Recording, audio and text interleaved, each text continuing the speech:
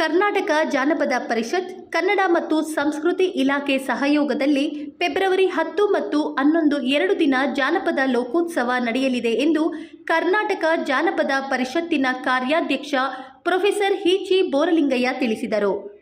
ಜಾನಪದ ಲೋಕದಲ್ಲಿ ನಡೆದ ಪತ್ರಿಕಾಗೋಷ್ಠಿಯಲ್ಲಿ ಮಾತನಾಡಿದ ಅವರು, 2 ದಿನಗಳ ಕಾಲ ಸುವರ್ಣ ಕರ್ನಾಟಕ ಜಾನಪದ ಲೋಕೋತ್ಸವದಲ್ಲಿ ಕಲಾ ಪ್ರದರ್ಶನ, ಗೀತಗಾಯನ, ದೇಸಿ ಮೇಳ, ವಿಚಾರ ಸಂಕಿರಣ ಹಾಗೂ ಪ್ರಶಸ್ತಿ ಪ್ರದಾನ ಸಮಾರಂಭವು ನಡೆಯಲಿದ್ದು, ವಿಶೇಷ ಆಕರ್ಷಣೆಯಾಗಿ ಜಾನಪದ ಕಲಾ ಪ್ರದರ್ಶನಗಳು, ಸಾಂಸ್ಕೃತಿಕ ಕಾರ್ಯಕ್ರಮಗಳು ಮೇಳೈಸಲಿದೆ ಹಾಗೂ 2 ದಿನಗಳು ಸಹ ಸಾರ್ವಜನಿಕರಿಗೆ ಉಚಿತ ಪ್ರವೇಶವಿರುತ್ತದೆ ಎಂದು ಮಾಹಿತಿ ನೀಡಿದರು. ಪ್ರತಿ ವರ್ಷದಂತೆ ಈ ವರ್ಷ ಕೂಡ ನಾವು ಜಾನಪದ ಲೋಕೋತ್ಸವವನ್ನು, ಅದು ಸುವರ್ಣ ಕರ್ನಾಟಕ ಜಾನಪದ ಲೋಕೋತ್ಸವವನ್ನು ವೈವಿಧ್ಯಮಯವಾಗಿ ಆಚರಣೆ ಮಾಡ್ತಾಯಿದ್ದೀವಿ. ಈಗಾಗಲೇ ತಮ್ಮೆಲ್ಲರಿಗೂ ಗೊತ್ತಿದೆ ಪ್ರತಿ ವರ್ಷ ಏನೇನು ಇಲ್ಲಿ ನಡೀತಾ ಇತ್ತು ಅಂಥೇಳಿ. ಅದೇ ರೀತಿಯಲ್ಲಿ ಈ ವರ್ಷ ಕೂಡ ಒಂದು ಅರ್ಥಪೂರ್ಣವಾದ ಕೆಲವು ಕಾರ್ಯಕ್ರಮಗಳನ್ನ ಹಾಕ್ಕೊಂಡಿದ್ದೀವಿ. ಅದರಲ್ಲಿ ಕಲಾ ಪ್ರದರ್ಶನ ಇದೆ, ಗೀತಗಾಯನ ಇದೆ, ಪ್ರಶಸ್ತಿ ಪ್ರದಾನ ಇದೆ ಭಾಳ ಹಿರಿಯ ಕಲಾವಿದರಿಗೆ ಮತ್ತು ವಿದ್ವಾಂಸರಿಗೆ. ಆಮೇಲೆ ಒಂದು ದೇಸಿ ಮೇಳ ಅಂಥೇಳಿ, ಈ ನಮ್ಮ ಮೊದಲು ಕಾರ್ಯಕ್ರಮ ನಡೀತಾ ಇದ್ದಂಥ ನಮ್ಮ ಬಯಲೇನಿದೆ, ಬರ್ತಿದ್ದಾಗೆ ಬಲಗಡೆ ಇರ್ತಕ್ಕಂಥ ಬಯಲು, ಅಲ್ಲಿ ಸುಮಾರು ಒಂದು 20 ಮಳಿಗೆಗಳನ್ನ ಹಾಕಿ ಎಲ್ಲ ನಮ್ಮ ದೇಸಿ ವಸ್ತುಗಳನ್ನು, ಕರಕುಶಲ ವಸ್ತುಗಳನ್ನ, ದೇಸಿ ವಸ್ತುಗಳನ್ನ ಮತ್ತು ಗ್ರಾಮೀಣ ಸಂಸ್ಕೃತಿಗೆ ಸಂಬಂಧಪಟ್ಟಂಥ ವಸ್ತುಗಳನ್ನ ಮಾರಾಟ ಮಾಡುವ ಮತ್ತು ಅದನ್ನು ಪ್ರದರ್ಶನಕ್ಕೆ ಇಡುವ, ಮಾರಾಟ ಎಷ್ಟಾಗುತ್ತೋ ಗೊತ್ತಿಲ್ಲ, ಅದಿನ್ನು ಈ ವರ್ಷದ ಹೊಸ ಕಲ್ಪನೆ ನಮ್ಮದು, ಇಡುವಂಥ ಒಂದು ಕೆಲಸವನ್ನು ಕೂಡ ಮಾಡ್ತಾಯಿದ್ದೀವಿ ಸಹ. ಒಟ್ಟಾರೆ ಈ ಸಲದ ಪ್ರೋಗ್ರಾಮ್ನ ಭಾಳ ಮುಖ್ಯವಾದ ಇದೇನು ಅಂತಂದರೆ, ಮೊದಲನೇದಾಗಿ 19 ಜನ ವಿದ್ವಾಂಸರು ಮತ್ತು ಕಲಾವಿದರಿಗೆ ಈ ಸಲ ಕರ್ನಾಟಕದಾದ್ಯಂತ ಆಯ್ಕೆ ಮಾಡಿ ಪ್ರಶಸ್ತಿಯನ್ನು ನೀಡ್ತಾಯಿದ್ದೀವಿ.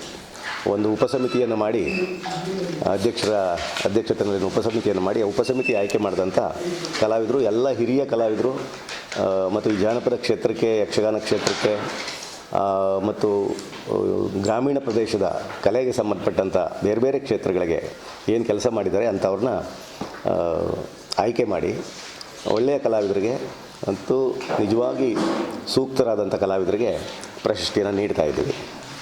ಆಮೇಲೆ ಈ ಸಲದ ವಿಶೇಷ ಇನ್ನೊಂದು ಏನಂದರೆ, ವಿದ್ವಾಂಸರಲ್ಲಿ ಪ್ರೊಫೆಸರ್ ಕಾಳೇಗೌಡ ನಾಗವಾರ ಅವರು, ಇದೇ ಜಿಲ್ಲೆಯವರು, ಇಲ್ಲೇ ಪಕ್ಕದ ನಾಗವಾರದವರು, ಪ್ರಸಿದ್ಧ ಸಾಹಿತಿ ಮತ್ತು ಜಾನಪದ ಅಕಾಡೆಮಿ ಅಧ್ಯಕ್ಷರಾಗಿದ್ದರು, ಜಾನಪದದಲ್ಲಿ ಸಾಕಷ್ಟು ಕೆಲಸ ಮಾಡಿರುವಂಥವರು.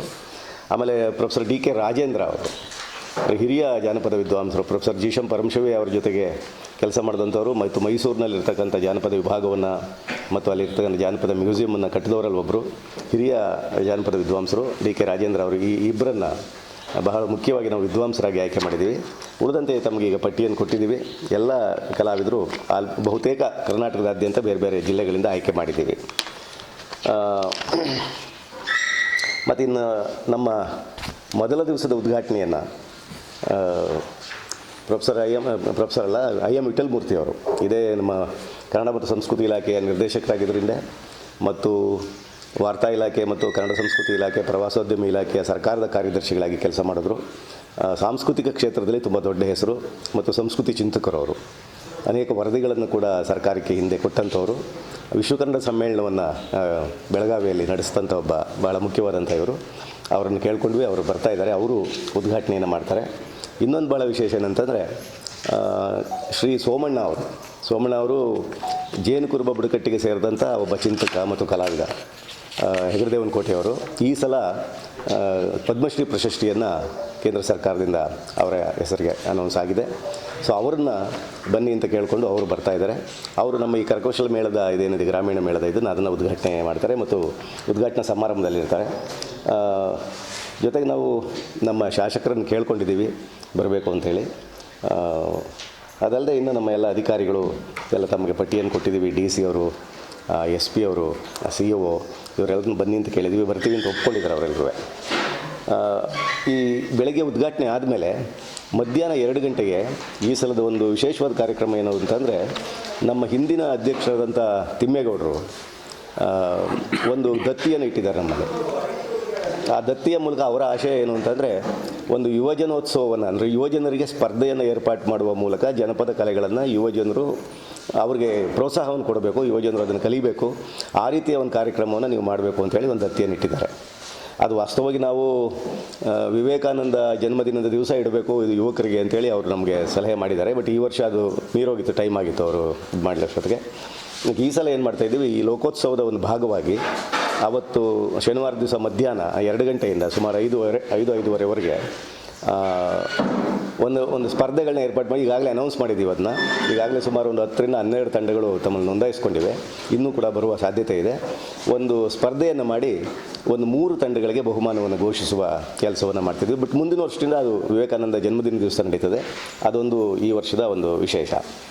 ಆಮೇಲೆ ಸಂಜೆಗೆ ಕಲಾ ಪ್ರದರ್ಶನ ಇದೆ. ಕಲಾ ಪ್ರದರ್ಶನದಲ್ಲಿ ವಿಶೇಷ ಈ ಸಲ ಏನಂತಂದರೆ, ಭಾಳ ಪ್ರಖ್ಯಾತ ಕಲಾವಿದೆ ಸವಿತಾ ಗಣೇಶ್ ಪ್ರಸಾದ್, ತಾವು ಕೇಳಿರಬೇಕು ಹೆಸರನ್ನ, ಬೆಂಗಳೂರಿನಲ್ಲಿ ಇದ್ದಾರೆ, ಭಾಳ ದೊಡ್ಡ ಕಲಾವಿದೆ ಅವರು. ಜಾನಪದವನ್ನೇ ಪ್ರಮುಖವಾಗಿ ಹಾಡ್ತಕ್ಕಂಥ ಕಲಾವಿದೆ. ಈಗ ತಾನೇ ಅವರು ಅಮೆರಿಕಕ್ಕೆ ಹೋಗಿ ಸುಮಾರು ಒಂದು 20 ಪ್ರೋಗ್ರಾಮ್ಗಳನ್ನು ಅಮೆರಿಕದಲ್ಲಿ ಕೊಟ್ಟು ಬಂದಿದ್ದಾರೆ. ಸೊ ಅವ್ರನ್ನ ನಾವು ಆಹ್ವಾನಿಸಿದ್ವಿ, ಅವರು ಇಲ್ಲಿ ಬರ್ತಿದ್ದಾರೆ. ಶನಿವಾರ ಸಂಜೆ ಅವ್ರದ್ದು ಜಾನಪದ ಗೀತವೈವಿಧ್ಯ ಇರ್ತದೆ. ಆಮೇಲೆ ಪೂಜಾ ಕುಣಿತ, ಹುಲಿ ವೇಷ, ಜಡೆ ಕೋಲಾಟ, ಲಂಬಾಣಿ ನೃತ್ಯ, ವೀರಭದ್ರ ಕುಣಿತ, ತಮಟೆ, ಚಿಣ್ಣರ ಜಾನಪದ ವೈವಿಧ್ಯ, ಮಕ್ಕಳ 5 ತಂಡಗಳು ಬರ್ತಾಯಿದೆ. ಸೊ ವಿಶೇಷವಾಗಿ ಮಂಡ್ಯ ಜಿಲ್ಲೆಯಿಂದ ವಿಶೇಷವಾಗಿ ಮಕ್ಕಳೇ ಜನಪದ ಕಲೆಗಳನ್ನು ಕಲಿತು ತುಂಬ ಅದ್ಭುತವಾಗಿ ಮಾಡ್ತಾರೆ ಅವ್ರು, ನಾನು ನೋಡಿದ್ದೆ ಅದನ್ನು. ಸೊ ಆ ಮಕ್ಕಳ ಚಿಣ್ಣರ ಜನಪದ ವೈದ್ಯ ಅಂತ 5 ತಂಡಗಳು ಮಕ್ಕಳದ್ದು ಬರ್ತಿದೆ. ಇವೆಲ್ಲ ಕಲಾ ಪ್ರದರ್ಶನ ಸಂಜೆಗೆ ನಡೀತಾ ಇದೆ.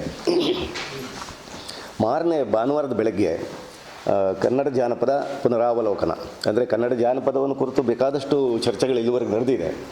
ಅದರೇನೆಂದರೆ, ಇವತ್ತಿನ ಸಂದರ್ಭಕ್ಕೆ ತಕ್ಕನಾಗಿ ನಾವು ಜಾನಪದವನ್ನು ಹೇಗೆ ನೋಡಬೇಕು, ಆಧುನಿಕ ಕಾಲದಲ್ಲಿ ಜಾನಪದವನ್ನು ಹೇಗೆ ಪರಿಭಾವಿಸಬೇಕು ಅನ್ನೋದು ಬಹಳ ಮುಖ್ಯವಾದಂಥ ವಿಚಾರ.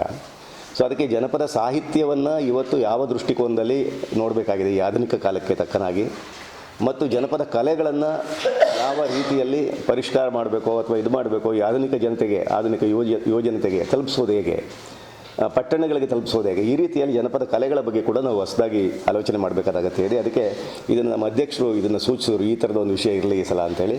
ಅದಕ್ಕೆ ಕನ್ನಡ ಜಾನಪದ ಪುನರಾವಲೋಕನ. ಅದರಲ್ಲಿ ಒಬ್ಬರು ಅದನ್ನು ಡಾಕ್ಟರ್ ಚಕ್ಕೆರೆ ಶಿವಶಂಕರ್ ಅವರು, ಇದೇ ತಾಲೂಕಿನವರು, ಜಪಣ್ಣ ತಾಲೂಕಿನವರು, ಚಕ್ಕೆರೆ ಶಿವಶಂಕರ್ ಅವರು